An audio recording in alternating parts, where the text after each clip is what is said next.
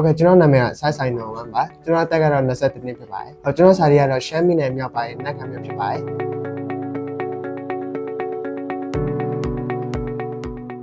ကိုလာကျော်10လလောက်တော့ try ခဲ့ရပါတယ်ဗီဇာဆောင်ရတဲ့ဆင်းလို့ထင်ပါတယ်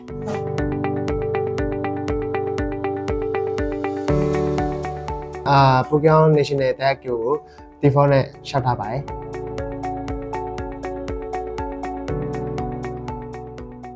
အရင်ကတည်းကလည်းဗာအိမ်နဲ့ခွဲပြီးတော့ကျောင်းတက်ပူတာတွေရှိရတဲ့ကြောင့်ဒီခါလည်းအဆင်ပြေမယ်လို့ထင်ပါတယ်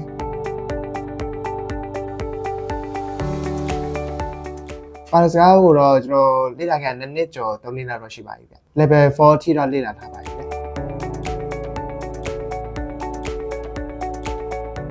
ကျွန်တော်နေရာတော့ Oriake ကို rating အပြည့်ပေးပါတယ်။ဘာကြောင့်လဲဆိုရင် Oriake က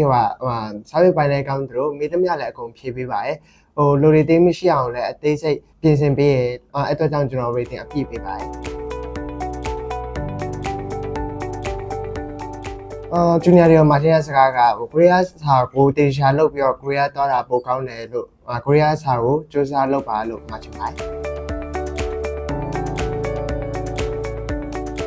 ကျွန်တော်ရွေးချယ်ခြင်းတဲ့မိတာတော့ကွန်ပျူတာဆိုင်းရဲ့မိတာကိုရွေးချယ်တော့ဖို့တော့စဉ်းစားလာပါတယ်ဘာလို့ဆိုကွန်ပျူတာဆိုင်းရဲ့မိတာနောက်ပိုင်းပေါ်လာမဲ့ AI တွေနဲ့ပတ်သက်ပြီးပို့ပြီးတော့သိချင်တဲ့အတွက်ကြောင့်ကွန်ပျူတာဆိုင်းရဲ့မိတာကိုရွေးချယ်ခြင်းပါတယ်တကယ်တော့ကျွန်တော်အပေါ်ရပြီးသွားပြီဆိုလို့ရှိရင်ကျွန်တော်ကဒီ